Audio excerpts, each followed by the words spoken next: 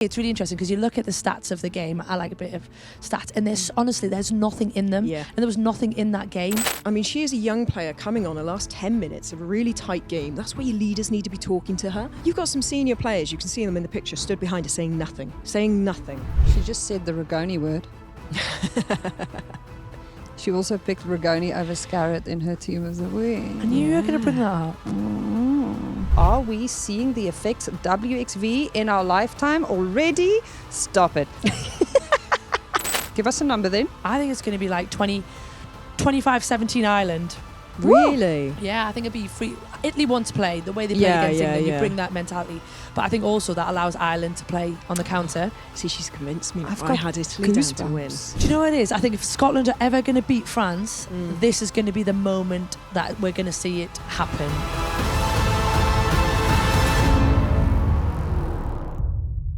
The 2024 Guinness Women's Six Nations is finally here, so pull up a chair. Welcome to the Good Scaz and the Rugby, brought to you by our good friends at Vodafone. I've had a weekend of Welsh cakes and Parma ham in Italia. France beat Ireland in a very French way. Scotland beat Wales in Cardiff. What a result. Game of the weekend. Italy held off England in the first half, but England came to life in the second to take a demonstrative win. That is a very big English word, but I just got it right. Katy McLean is here. She's called herself the replacement in our fantasy league. Is that you sulking about me calling you the fourth wheel in our car? Oh, I should have used fourth wheel. Yes, that is me sulking. It's how my life has rolled, hasn't it? The replacement to Emily Scarrett, and now the replacement to Mo Hunt. You are both the Scaz and the Rugby, which is a very big responsibility to carry on those shoulders of yours, but you are more than up to the task. We're also joined by former Wales 15s, is she, and 7s captain, who is now a prolific rugby pundit and commentator. Broadcasting career started long before she retired. We are definitely going to get into that because it had nothing to do with rugby and everything to do with home decorating. She was the first female builder on national TV on Channel 4's The Renovation Game. I wasn't living in the kingdom at the time. I've only just discovered this and it's made my life better. She has her own building and interiors business as well as a mentoring company. And then she also finds time to be an ambassador of the Women's Sports Trust. Philippa Tuttiett, welcome to the Good, the Scaz and the Rugby. Hello, thank you so much for having me here. And I can only apologise about this situation. I try and take in my interiors seriously, but this is one step too far. Can I just say I did ask for the pillow to be moved, but apparently it's staying. So for those on the audio-only version of this, Philippa Tuttiett's jacket and our scatter cushion matches seamlessly. They are both cream corduroy, and it is, honestly, it's astounding how much attention to detail this woman pays. Wow, small details. Now, we saw you in Cardiff on Saturday for our little pre-show to that big match. And then I worked with Katy McLean on Sunday, although remotely. We were not both in Parma. We need to talk about that as well. She did not get to have the ham, but she slept at home. And she was in a tiny room in Salford with Sarah Orchard doing commentary, making it sound completely seamless. But I was so relieved on Saturday that we had Fionn Lewis on that panel with us, Philippa Tuttiett, because, dear reader, the walkabout in Cardiff had... We have to set the scene here for people to understand. They had a drag brunch. Yeah. On the go. Yeah. Bottomless brunch. Bottomless drag brunch. As well, yeah. No. Yeah. With many karaoke versions of Lady Gaga's songs happening in the big room next door. No. And I could not hear myself think. I could see Philippa's lips move and people could hear her because of the microphones, because I could see people in the audience were laughing in reaction. But the only person whose words I could properly make out were Fionn Lewis. Yeah, because she's so loud. Because she has an outside voice, much like moi. And I was very grateful to have her there. Thank you for suffering through the pain. I thought it was great. Oh, I loved the atmosphere. I thought it was brilliant. I was humming along to the odd little tune coming through, seeing all these sort of people coming back and forth in all kinds of states who were just loving us. Didn't have a clue who we were or what we were doing, but hooray! Yay. And this was all early afternoon as well, so a typical Welsh night out / day. And when I told KDM about the tartan hat with the orange hair that I made you wear, she said, I would have definitely said no. Why did you say yes? When I pulled out daffodil hats and tartan hats, and I said, here you go, you just went, Yes. Yeah, well, why not? One in, all in. I mean, if you'd sent me down to be a drag queen, then I might have said no. But I thought, Is that your line? I'll take that. That's all right. Are you in for karaoke, just for future reference? Oh, I'm a good backing singer, dancer for karaoke. Not maybe. What at would the your front of the song be, stage. though?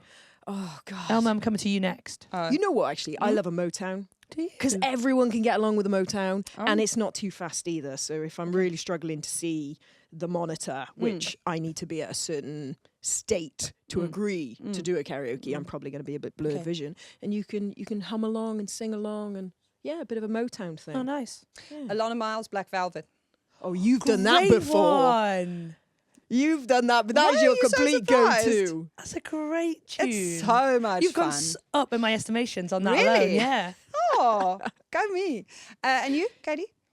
Oh, probably like the Righteous Brothers Unchained Melody. Bit of a slow, Oh. yeah. Oh. In like a party karaoke vibe. Yeah, no, like taking the mood down. That's me. Okay. Sapper. Okay. Can we have a moment for Gwen Crabb, who is genuinely just the dearest? This is the difference between the men's game and the women's game, if you have not noticed this yet. We say we're going to come do a show in Cardiff. We convince Fionn, her podcast co-host, to come and be our guest. Gwen Crabb doesn't go, Fee, get me on the guest list, girl. She doesn't go, hi, Shira, could you guys just put me there with +2? Thank you, I'll bring 2 friends. Bye.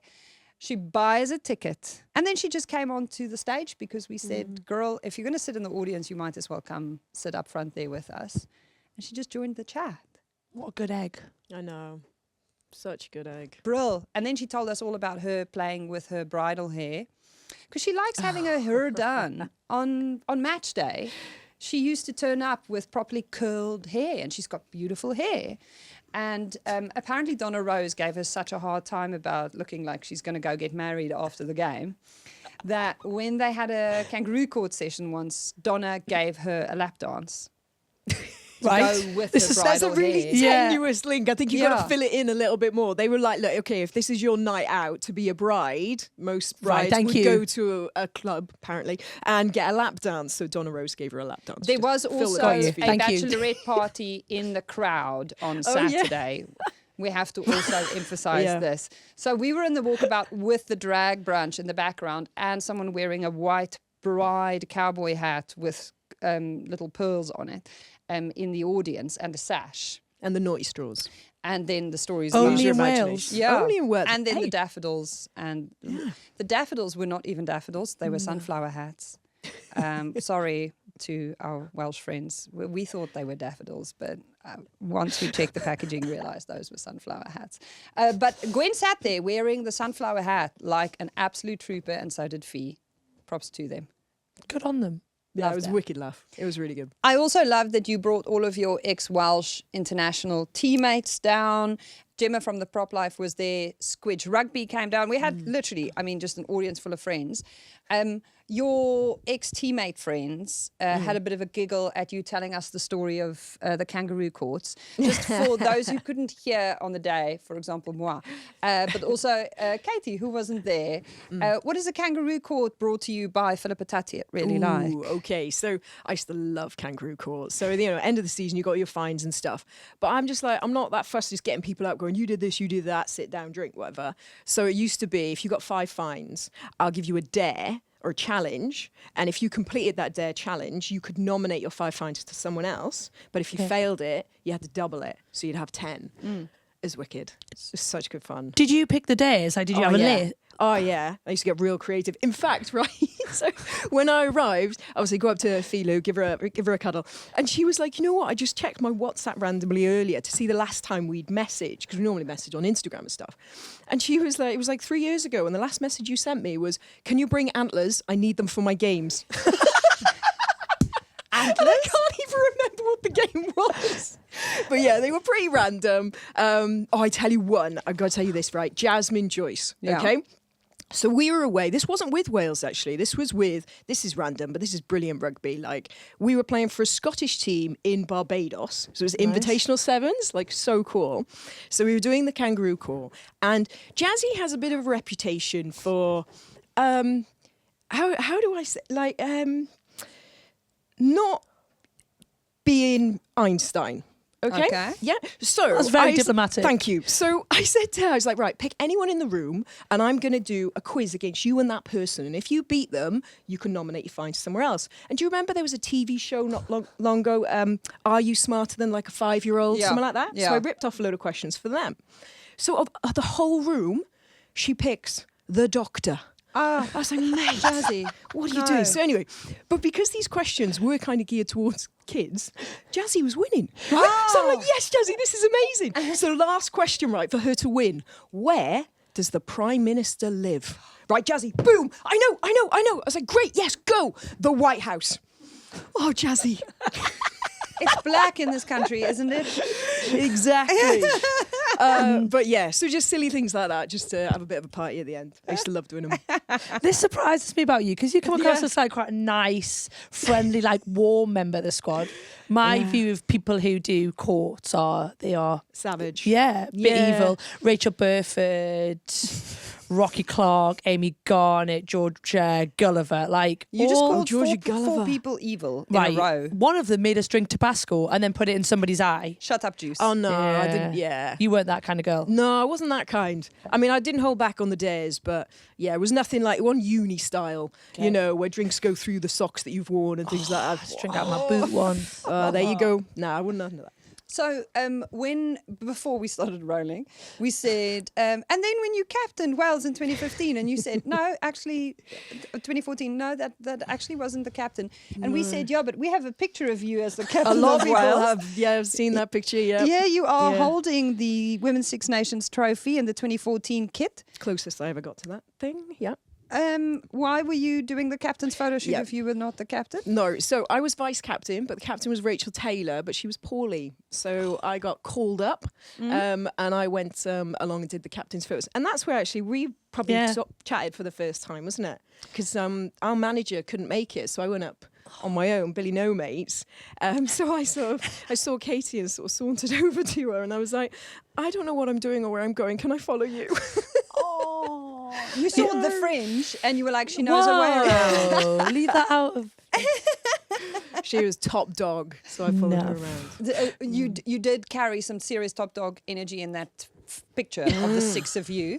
She's in the middle and she's just Yeah. standing there like, this is my party and the rest of them are just attending. Thank you. That's not true, actually, because previously Ireland had won the 2013 Six Nations. So Ireland, I think it was Fiona, Coughlin was Ireland captain at the time. So it was Yeah. kind of her Was trophy. was she the big dog? Well, she was taller than me. She had real big dog energy. Yeah, she did as well. Like someone who says the absolute minimum, but yet you're like, whoa. They were quite Like edgy she as well, was- Ireland, that Yeah. year. Like, first time they'd won it. Yeah. So there's a lot of tension. We've got it now. Yeah. Look at us. Yeah. So now, when did you guys play against one another? Well, it would have been, we didn't meet in the World Cup, No. but it would have been the Six Nations prior.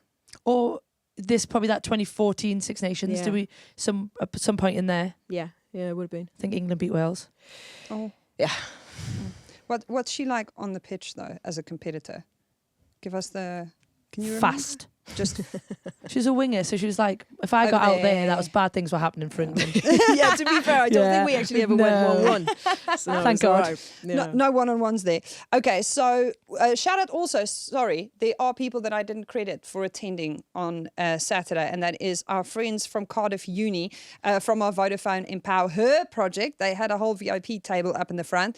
Big news from their camp, Gina, who is Mo's mentee's partner. Now, if you haven't watched this yet, go and watch their sit-down conversation.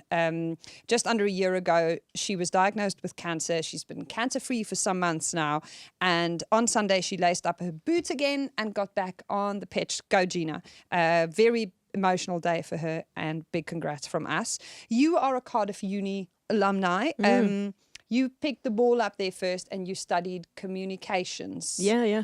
How much of the oval ball and how much of the communications did you do when you were there? What was the balance? Was it a 50-50 split? You know what? It was, to be fair. It wasn't, rugby wasn't huge in that university. If you really wanted to play your sport, you went to Cardiff Met. That was more of the sports university. So it was actually quite an even balance, which I needed because I was struggling with my degree. So I think if it had been too much rugby, I probably wouldn't have come out with one. But yeah, it was the first time I played. I remember rocking up like fresh as fair. You know, when you get the sports fair in the big hall and you've got all the teams. And at university, you've got like ultimate frisbee and like rock climbing club and surfing club. And they had rugby club, and rugby club had a load of pints, and if you signed up you got a free pint. So I was like, I'm in. So I went and got my free pint and went down to training, went out and bought like new kit like I'd never played before. So I just went to my rugby shop, bought white shorts. Nice. That was an error. And yeah, just remember the captain coming over and she was like, have you played before? So I was like, yep, sure. And she was like, oh, cool, what position? I was like, oh, God. Because I didn't know anything about rugby at this time. And I said, I play out wide. She said, oh, you're a winger? I said, yes, I've heard of that. I'm a winger. And that's literally how it started. Really? Yeah, that weekend I played a game. I'm on the wing. You know, two rather large ladies ran at me. So I ran away from them and around them, and that was it. Yes. Yeah. Yeah. So, yeah. She got the brief. I got the brief. Turns out it's not that complicated. No, Guys. keep it simple. And I very much did. Actually, Yeah. quite straightforward if you think about it. If you're small and someone big comes at you, run. I do love you too, literally. A winger and Elma. What more do you need to explain the principles of rugby? But I find that really hard to believe because I hate to generalize, but I feel like South Africans and the average Welsh person has this thing in common where whether you wanted to be a rugby fan or not, you got that stuff in together with learning to spell your name from a very young age. How had you managed to grow up in Wales and not know the position you wanted to play? Yeah, no, my parents weren't very sporty at all. Both owned their own businesses, both very busy with their businesses. And I played like hockey, netball, athletics, football, anything I could do, but I wasn't like I wouldn't find my dad on a Saturday sat down watching a game or my mum, which is where a lot of people sort of first start learning, you know. So no, honestly, it completely passed me by. And when I went to Cardiff University and I did the communications course, it was very much to go down the route of business, marketing, advertisement. And it was by chance that I discovered rugby and loved it and then thought, oh, I really want to pursue this. And after my degree then, I went to Cardiff Met as well. So I did a course there for a year, pretty much just to play rugby, to be honest with you. But it was brilliant because it gave me that stepping stone of sort of the more support, taught me about the conditioning side of things, the gym, the fitness, the nutrition, all that sort of stuff. And that's what really set me off on my path then with rugby.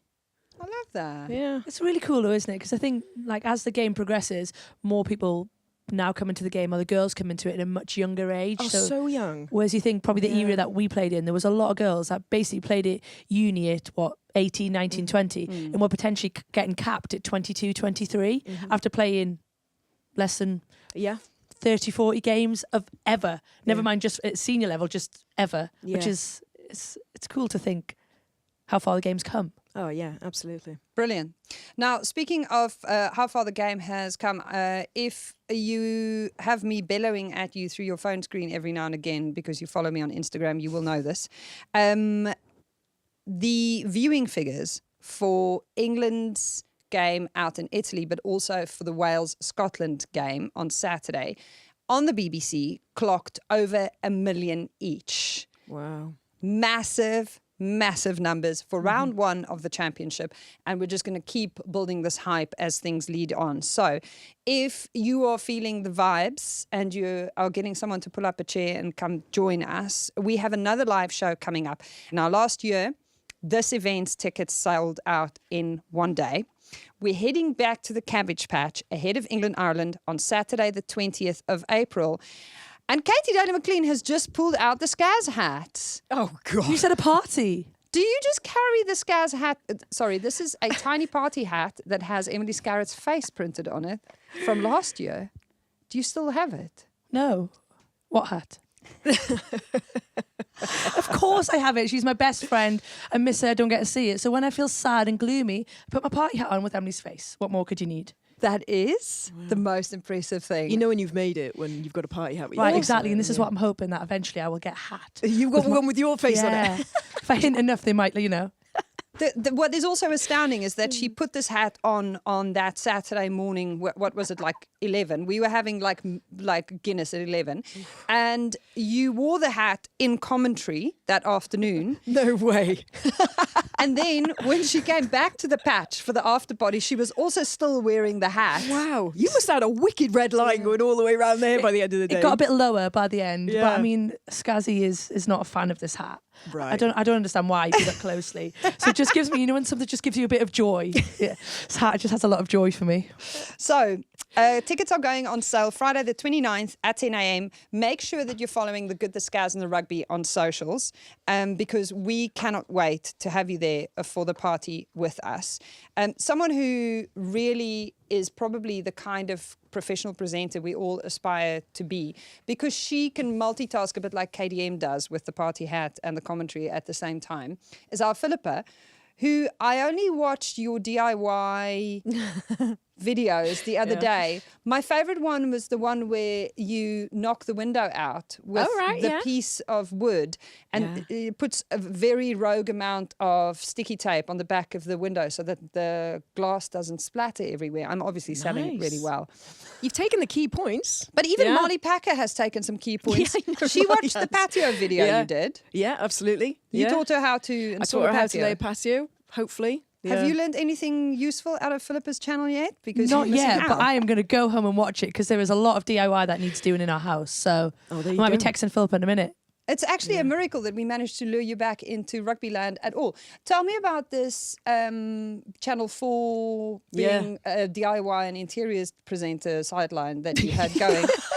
Because I feel like, I don't know how we managed to get you back here. So I'm going to give you a really brief version because I don't want to hijack your podcast. But basically, I went to uni, discovered rugby, came out of uni and wanted to launch my own building business, which I did. But then as part of going for a grant, they asked me about playing rugby and the fact that I could get injured. And what would I then do in regards to my business?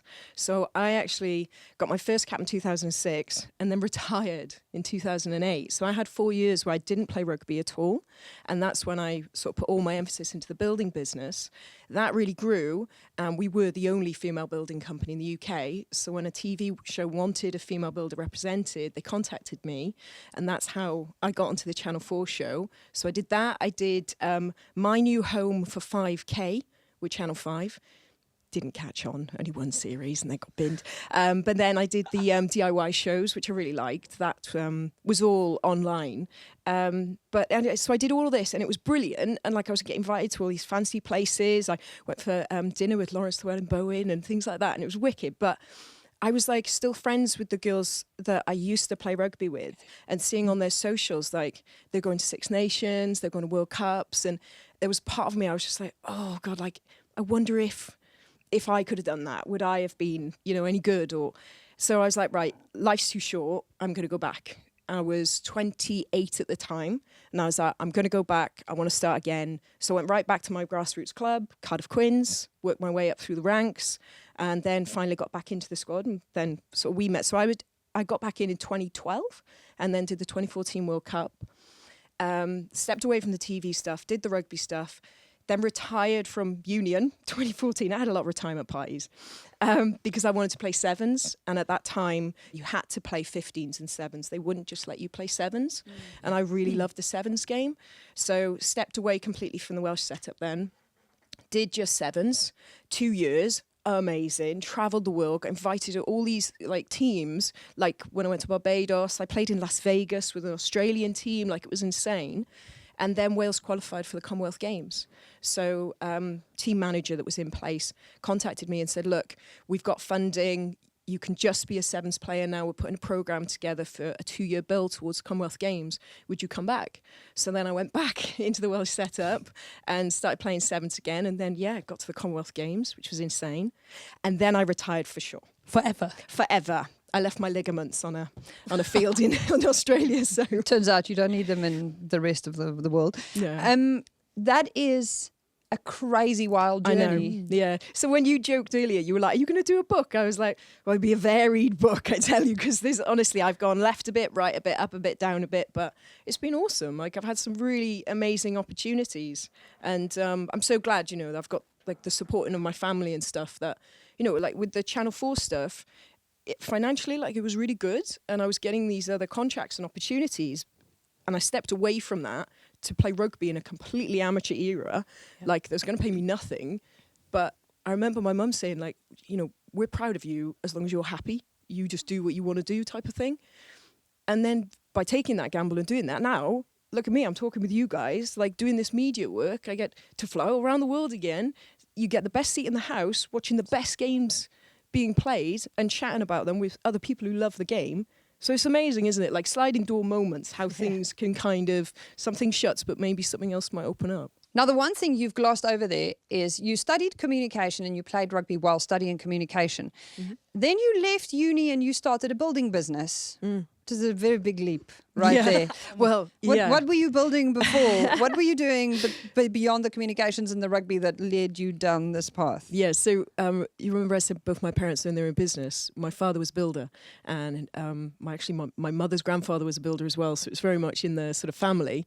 So from a young age, I was always a very practical kid. Weekends, half terms, I'd go off and work with Dad. And I remember actually the day when I saw him paying the labourers at the end of the week, and I'd been there for like 5 days doing nothing. But I was like, oh, what's that all about then? He was like, well, that's their wages. I was like, oh, what's my wage? And he was like, well, you got to actually do something to get paid. So he was colourblind, or he is colourblind. So I used to be in charge of picking out the decor and the colours and things like that. So that's kind of how I started with painting and decorating. And then he taught me plastering, tiling, bricklaying. And if there wasn't anything on site that I could do for him, I would labour for the other trades. So I got to learn about electrics, plumbing, things like that. Never honestly thought about it as a career, but when I went to university and I studied communications, one of the reasons why I chose it is because you could sort of choose modulars in quite varied directions. So you could even go down the route for like cognitive therapy and things like that, or you could go down the business side of things, marketing, advertisement. And one of my seminars was write a business plan. So I wrote a business plan on an all-female building company. And the lecturer pulled me aside and basically said, like, if you can do this, you really should. There's no one out there doing it. So I got really into rugby, though, and thought maybe I wanted to do sort of a career in sport. So that's when I went to Cardiff Met and I did strength and conditioning and played a bit more rugby. But actually I found that I loved the sport, but it was something I wanted to do rather than teach. And actually I still really enjoyed the building side. So then managed to apply for a grant, which I got. And in 2007, I set up Female Building and Interiors. So that's how it sort of all connects.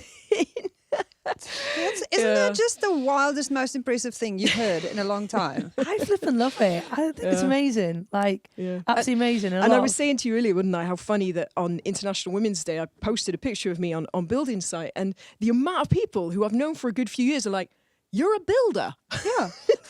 And then they go, well, builder. And what is the difference between a builder and it's a like builder? out, though, isn't It's it? like out. You a builder? Yes, I'm a builder. You're a builder. I'm a builder, and I'm still a builder. You have the best skin of any builder I have ever seen in my life. Oh, okay. Thank you very much. What is your secret? Oh, gosh, I don't know. I mean, my sister buys me all this fancy stuff at Christmas, and it stays in my toiletries cupboard. I wash a lot.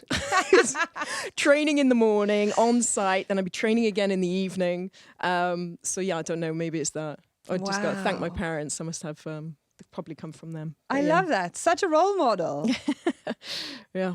So yeah, so that's empowering. And you can do both. And I love that. I think the false dichotomies that a lot of people hold around having to choose or select or make key decisions at certain stages of your development don't hold true in so many of our journeys, because it's being good in the one that makes you good in the other, and the transferable skills between two very different areas of interest. I think it's great, because I think there's so much in what young people can pick up from that, and about this ideal career, and about, like you say, your path isn't just one straight line from start to end. The variations and the deviations you take are probably what creates the memories and makes the journey so beautiful. And I just think for you, like, you think of where you are, but it's because of the talents you have and I suppose the risks you've taken at different times. And I think sometimes we're very much, when you get to elite sport, you're like, if I'm in elite sport, I've got to stay here until either it ends or somebody gets rid of me. Well, actually, maybe you could use it for your benefit to take these opportunities, because ultimately we all know it's not going to be, sadly, forever. And it might be a really long journey that we hope for everybody, or it might be a short journey. And how you use your time is really important. I think that's really inspiring, like the opportunities and what you do. It's very cool. And I think it's so important for athletes nowadays to have value away from the field. You're not just a rugby player. That's not your thing, because sadly for all of us, one day that won't be your thing. And then who are you and what are you left with? And I know a lot of girls from my era have really struggled. They didn't have the support in place. It was like cold turkey, stop, go, back to their lives, which were kind of not really, they didn't have careers, they didn't have, you know, a house, they were renting, everything was put on stop for that rugby. So I do think it is important, even though now we're on the era of professionalism, you can still have things outside of it just for you. Not for your sport, not for rugby, for you. But and that's why, like, over the weekend, the presentation was being done from a green screen studio, which I also found hysterically funny, because Sarah Byrne posted a video behind the scenes and pictures from behind the scenes of making her debut. That was her debut, right? Yeah. She did good, by the way. She was really brilliant. Good. Another example of someone who's just really intuitively got it. The first time she went and done it, she landed perfectly. The way she explained things was so passionate and honest, but also really applicable and useful as a viewer. But someone commented and said, I can't believe you do that against a green backdrop, because on TV they couldn't tell that it wasn't like a real studio.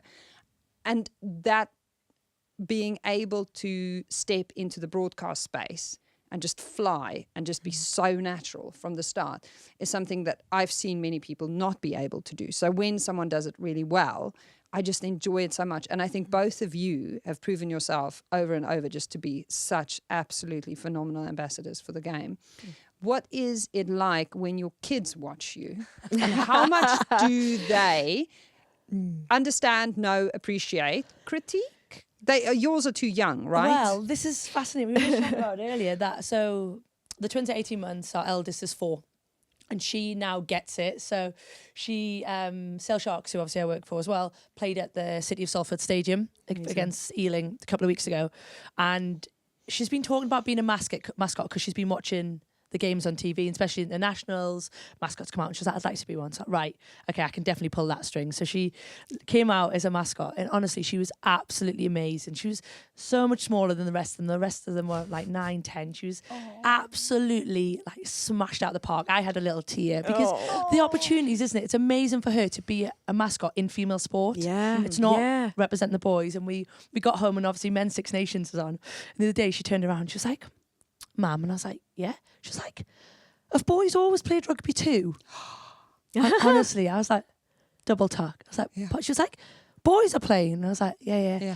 And you forget that she is surrounded, probably due to me, of watching women's rugby, but on TV, seeing the likes of ourselves on TV, seeing the likes of you, Elma, who she knows now personally because she saw you on TV and I mentioned you at home. The likes of Scazzy and Mo. She's got Sarah Hunter sitting on the floor reading a story. She is her norm is these amazing inspirational women, and she was like, oh, boys play too. It's nice that we let them, really, isn't it? It's nice for them, isn't that? And that's exactly her attitude. It was like, oh, that's nice. Oh, I love that. Does she have thoughts on what you do when you do it?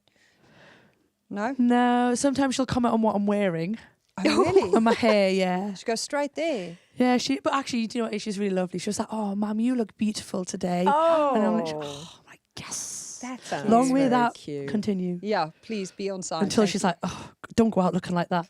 Which no doubt will happen at some point in my life. How your little one is much younger? Yeah, so I've got a 1-year-old and a 7-year-old. So I do get a critique. Oh, yeah. Feedback. Yeah, I get some feedback. Oh, wow. Yeah, bless him, he's very funny. But again, similar to what you're saying, if I say, the rugby's on this weekend, he's like, cool, men or women?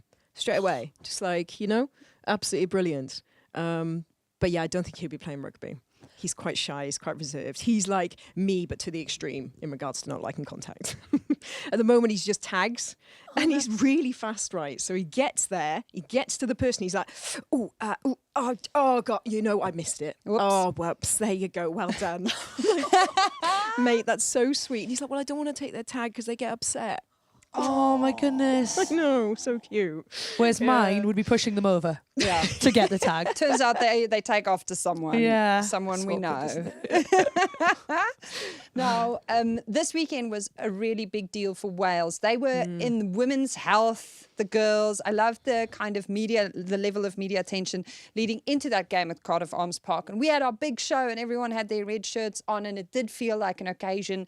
The fans were really loud in the stadium. I was only watching it on broadcast and I could pick up that. How impactful will the fact be that Wales lost that game, considering the kind of expectation that has now built around this team? Yeah, it was big, but in a sense that, like, you dig a little deeper and it's always been close against Scotland. There was 2 points in it last Six Nations, like in the 70th minute. So it's always been tight. So it's never a given. But off the hype of last year, Wales getting 3 bonus point wins, you felt like, right, they've cracked it. This is their thing now. This is their momentum. They've got all the support. Everything's in place. Right, let's go again. And to fall at the first one. But equally, you've got to give credit to Scotland. That's the best I've seen them play in a long time. So, yes, fans were a little, obviously, frustrated. But equally, some people who I know that went, who actually haven't watched much rugby at all, let alone women's rugby, still had a fantastic time. You know, it was competitive to the very end. I mean, literally the very end. So, yeah, it's frustrating. And it really does make the rest of the campaign very difficult.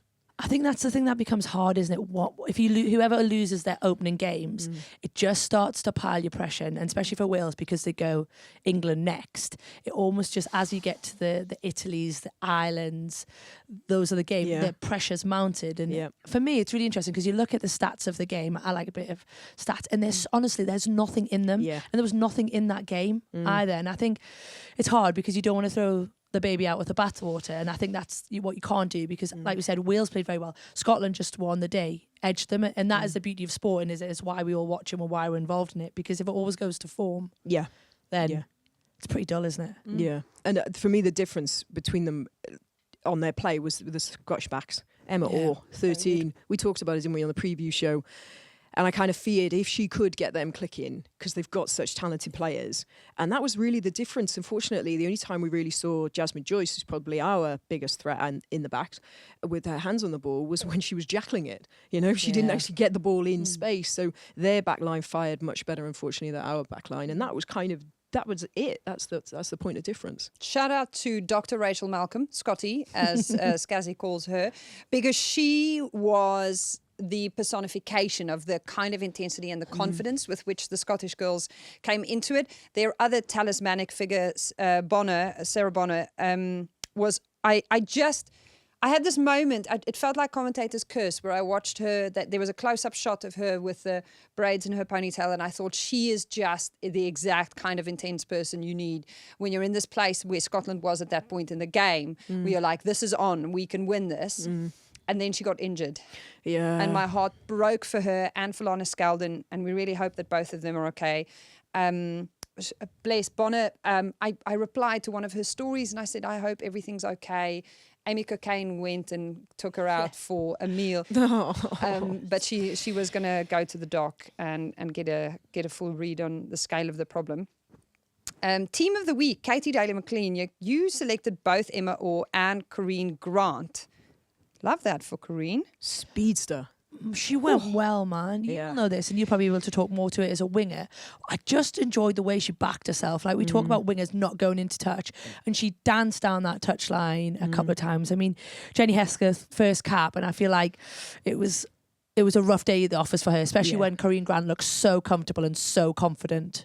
Yeah, she did. It wasn't the best that we've seen of Jenny Hesketh. If you've seen her at Bristol Bears, she looks very assured. Like, you know, I think maybe it's a little bit rabbit in headlights first cap, which is a shame. And it'll be interesting now to see a selection for this round. What's going to happen in that back three? Because you could, you know, it didn't really click the Welsh back three. But yeah, Corinne was lightning quick. And like you say, absolutely backed herself on that edge. Because she had the belief. She was like, no, I can get around you. Yeah, she was class. Now, I know you spoke, Katy Daly-McLean, on the Rugby Union Daily podcast about Lakey George and that missed conversion to bring things level. And you said you were coached, you were told, you kick conversions to help your team win. missing a conversion doesn't make a team lose. No, it was one of the bit. I mean, Gary Street gave me lots of advice, but it's one thing that really stuck with me as a kicker is that you can always win a game, but you can't lose a game because those points aren't minused off. They aren't a given. And I think that's definitely something for me that I really hope people get around Katy George this week, because it'd be by far one of the kicks that she could get in her sleep. But just at that moment, a bit of time, she hasn't been kicking for Gloucester this season because obviously Emma Singh's been kicking. She hasn't kicked for Wales. Kira Bevan is very, very accurate as a goal kicker. So I massively felt for her, because I have been in many a situation where either that exact thing has happened to me or worse, it hasn't got off the ground. So at least it was just an angle thing rather than a bad kick. Yeah, and contrasted with Helen Nelson and the way she's been kicking. Oh my goodness, she was on fire. Then Sean Jones is someone you actually spoke about before the game. And unfortunately for her, this match, one of the big talking points around it is kicking the ball out there right at the end when the clock went red in that play. Yeah. Whose responsibility is that? Where does something like that go wrong, and how do you fix it as a team? Yeah. So, I mean, I feel for her because she's getting a lot of flack from it. And let's be honest, it wasn't like she kicked it instead of passing a 2v1 that was a guaranteed try. All right, they were deep in the 22. Scotland had a full defence lined up. So even if she had passed that ball, there's no guarantee Wales could have scored to win the game, right? But it's the players around her. I mean, she is a young player coming on the last 10 minutes of a really tight game. That's where your leaders need to be talking to her. And when she set up that caterpillar rug, it was the slowest, most telegraphed thing you've ever seen. You've got some senior players, you can see them in the picture, stood behind her saying nothing. Saying nothing. I think for me as well, it becomes before that. It comes from your Hannah Joneses. After that try's been scored, Wales know they have to keep the ball. Yeah. The one thing you know as a group then is that realistically, somebody's checked the scoreboard, and if you haven't, you're in the ref's ear. So you need, because you need to know those things. They're really important.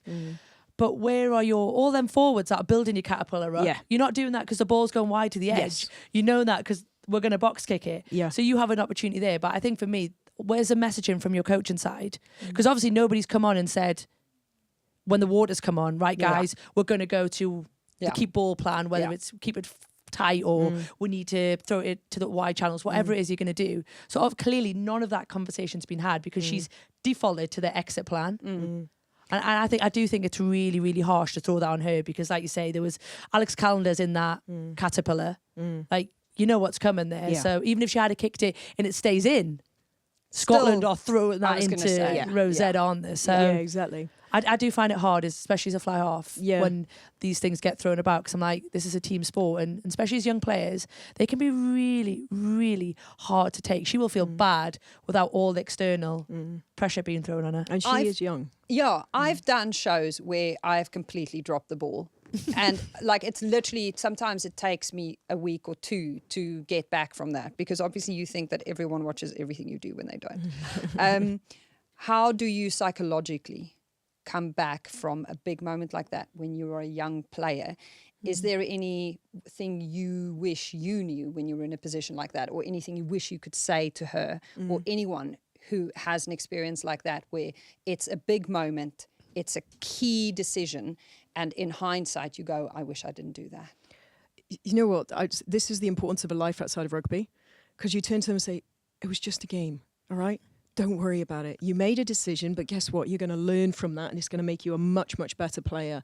You kind of have to have this fine balance when you play, that in that moment, it means everything to you. You're putting your body on the line. You are literally saying, I'm prepared to, bleed or break for my country to play this sport right here, right now. But when you leave, that's when you say, actually, it doesn't really matter.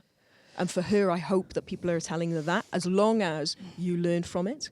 But also, got to highlight, she's not a contracted player either. She's not one of the 32 professional players. So when you think she probably hasn't been involved with the team as much when those game management conversations are had as well, which is even more of an emphasis on why those senior players weren't talking to her more in that position. Yeah, I think for me, it's those around her. I think you really make such valid points about like the support and what you've got outside of it. But for me, people who had the biggest weight in my career were, yes, my family and friends, but my family probably taught me what I needed to hear. Yeah. But it was my teammates, the real experienced girls. So if I'd made a massive error, the ones that you have massive respect, that command your change room, they're the ones that had the value. And I really, really hope, because you watched the end of the game, and I think there was only Georgia Evans that really went around, got her arm around Sean and was like, look, it's okay. That responsibility is on them, because you need her. She will be, no doubt, one of the future Wales scrum halves. Oh, and the last thing Wales now is need to break that. Yeah. What makes her so special? Because ultimately, you would probably argue that the reason Wales scored was because of the tempo and the pace that Sean brought on.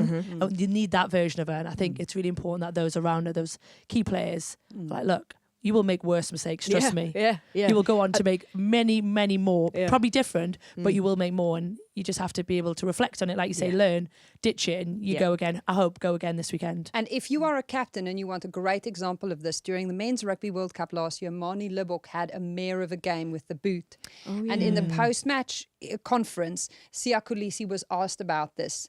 And he stepped into the space and he said, there are games where I don't know what to call, and Eben calls or Dwayne calls. There are games in which certain people in our team don't fulfill the role that they have to the utmost standard. But that's why this is a team sport, and it is our job to, in that moment, allocate responsibilities according to what people are doing well. Mani in that game was the fly half who set the pace and did the most creative things. We honor him for that. Yeah. And that's how you lead. Now, Italy, England. If I was Italian, and my married name is Maspero, hence the blue shirt on Sunday, Very nice. would feel aggrieved by 0-48 because that does not feel like a fair reflection of that game. 25, maybe 35 points in it, 48 makes it look like one-way traffic, and that was not the case.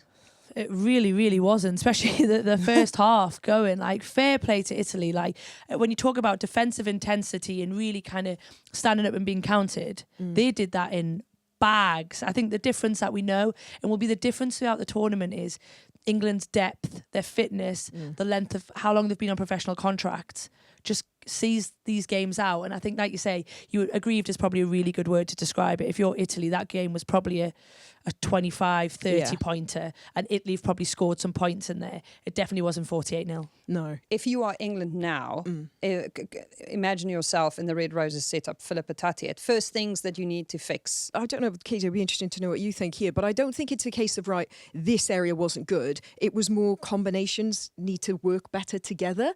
It wasn't like, yes, there were some lineouts going astray and they were handling errors and things like that, but I don't really think it was a process thing.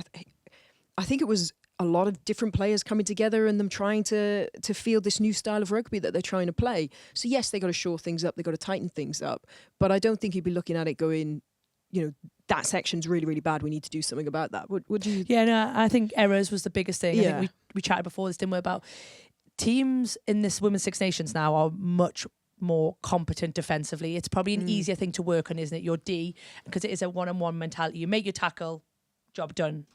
And when teams don't go through the phases, so you only get to 1, 2, 3 phase, I think every team in this tournament are comfortable defending for that. And that's what happened to England. They made errors, things didn't click, people overran or passes didn't go to hand, and it allowed Italy to reset and then go make their tackles again, which they did.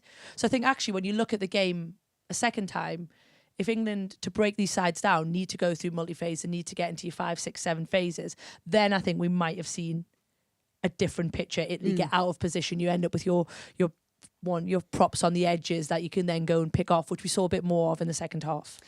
But this is not just an opinion. First half was England's worst half against Italy, as in points, since 2007. Only a 10-0 advantage at half time. That red card early on, Sarah Beckett, how much of that was on her? Because sometimes you get a red card and it's just the way things work out and it's not necessarily one person's mistake there. Croc rolls are something that World Rugby are trying to crack down on. What is your read on that, Katy? Look, look, I think the red card was a fair red card. Yeah, 100%. I think ultimately the game is responsible for player safety. And like I said at the time, once Sarah Beckett has lost the height battle, which she had, Sillery was in low. She was in a really, really strong jackal position.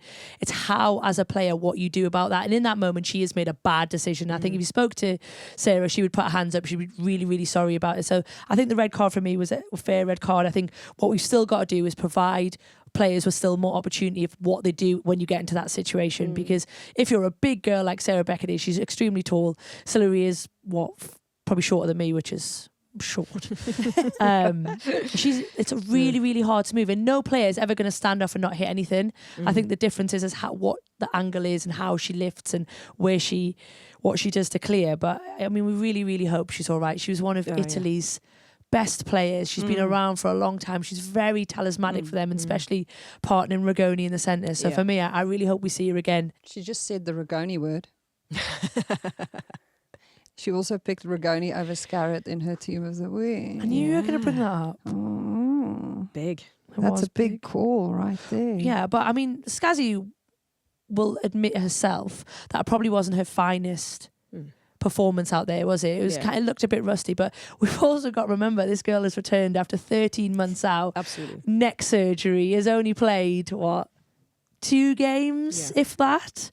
So like playing outside 2 players who've just come back into the squad, Lucy Packer. Yeah. You know? None of them went to WXV. They're playing a new pattern. So I think, yes, this week she didn't get in my team of the week, but no doubt there's many opportunities to go forward for her to get in there. But you know what? How cool is that, though? We're now debating a position like Emily Scarrett's that you would never debate otherwise. She'd just be in every week. But that's testament to the fact that we've got these players now raising their game, which is, I think that's good. I would just like to say, Emily Scarrett, I made you the captain of my fantasy team. Now we're getting stuck into the real problems, aren't we? This is a real world problem I have now, girl, because it did not go well for me. We're continuing something the GBR boys did for the men's Six Nations, which is the High Flyers of the Week, brought to you by good friends at British Airways. This is where we pick a standout red rose from the weekend's action. We have clipboards and pieces of paper in front of us. Have you written down the name of your High Flyer of the Week? Okay. Shall we reveal our High Flyer of the Week? And Katy Daly McLean, show us your clipboard. Ta-da! And why did you select Hannah Bottoman? For me, I think Bot was instrumental in getting England back on the way. I thought she worked hard. She carried well. She was so dominant in the way she plays. And I just, it still baffles me that she's a front row because the way she gets around the park as well. Yeah. You're always like, does she know that she's a prop? Does anyone tell her that? I agree. Exactly that. Philippa? Okay, ready? Oh, nice. High Flyer of the Week, Abby Ward. Abby Ward. I mean, come on. She's a year after having a baby. She was top 3 for carries, top 3 for tackles, scores a try, plays the whole game.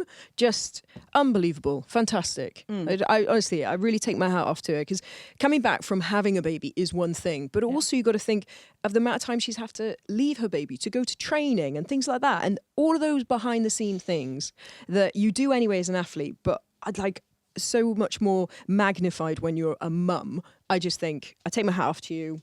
Awesome. And my High Flyer of the Week is Molly Party Packer. I'm hoping she had a tiny little party. I know everyone was talking about a tight turnaround short week because obviously they're playing Wales at Ashton Gate with a 6-day break. But Molly Packer, for me, I have worked on so many games where people earn their Centurion cap, which is a very big deal because it's something that you build for such a long time. And then it's not a good game, either because it's not a good result or not a good performance, or heaven forbid, some disciplinary incident or, something. George North, end of the Six Nations. Yeah, you just really want it to go well for someone on their big day when they earn that gold cap. And she was the Molly Packer that we know and love for the way that she plays. So congratulations to her. And thanks again to our friends from British Airways. To feel inspired for your next adventure, head over to ba.com. Now, it's been a big, busy time for people announcing things and big events and parties and traveling. And if you need to buy someone a gift anytime soon, then may I suggest, where is it? It's here on our set. Here it is. Jessica Hayden's The Red Roses, behind the scenes with the England women's rugby team. If you're a big fan of the pod and you want to get to know the people who wear the red rose, then this is a good way for you to do more of that. It's got some nice shouts on the back, which is industry speak for people writing nice words about your book. Alex Lowe, Sarah Mockford, Sarah Orchard, who all of us work with, all giving it the big props. Jessica Hayden's book features, for example, interviews with Party Backer and Scaz, but also Jess Breach and lots of other people. So make sure you grab a hold of that. And then special mention goes out to Fee Thoma. She's the Telegraph journalist who, as Nick Heath puts it, keeps the game honest as it grows. She is brave. She is bold. She does not suffer fools. She will write exposés regardless of how upset people get about it. And she won the Sports Journalist Award, Women's Sports Journalist Silver Award this week at the SJAs. Congratulations to her. In our heart, it's a gold. And also, the Sports Journalist Awards were coming for you. You were at the SJAs. How was that? Very good. We celebrated like she got a gold medal. I did say it right. Thomas, not Thomas. I thought it was Thomas, but it sounds lovely and posh when you say Thomas. Okay. Could be your Italian accent coming back. I stand to be corrected, okay? And one thing we didn't talk about, props to the girls in green. I love me a green team, guys. And Ireland against France. How good. France scored 5 tries. They did 9 last year against Ireland. Ireland scored 2. That's an improvement from 0 last year. Defence really weathering the storm there. I've heard what KDM has to say on the topic because I listened to her other pod. Tell us what you made of it, Philippa Tuttiett. Yeah, first of all, epic turnaround from last Six Nations, wooden spoon. They were all over the place. Then they had the WXV, but they were playing in the bottom tier. So yes, they were winning, but you couldn't really take too much from it. To open up your fixture away to France, that's big. And fair play, they fronted. And you say about the 2 tries they scored, I think it's worth highlighting. That was at the end of the game. So you've weathered this massive storm, you've conceded some tries, yet you still got the guts, the belief, the determination to score at the very end as well. So I think they showed so much character. The defence was a huge improvement, and they've got some exciting players in there as well. You know, they've got some of their sevens players have been released, which is quite crazy in an Olympic year, but hey, they're going to utilise them. So yes, I'm a little bit worried for Wales now, to be honest. Now, what is interesting, Ireland winning momentum coming into this off WXV3.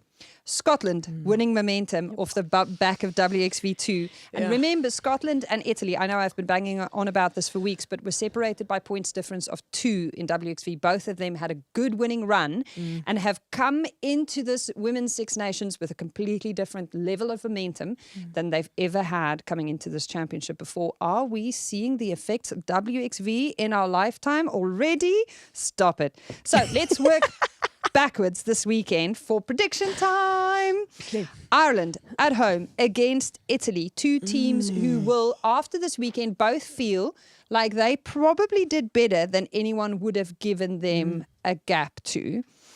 3 p.m. in Dublin. Does that mean we're looking for Ireland to do something really impressive here? I would be more surprised if Ireland won. My gut says it will be Italy, but it will be interesting to see who's in that centre combination for Italy, because Solari and Rigoni have been there for a lifetime. And how much does that change the dynamics of their team? I think that's really valid, because I think what Italy have at the minute, they have a front runner in 15. And then without being disrespectful to their bench, they probably just haven't got the quality, you know, they're not playing as regularly. I think it's going to be interesting because I really like the look of Ireland. I think Italy, a little bit like France, sometimes don't always travel as well.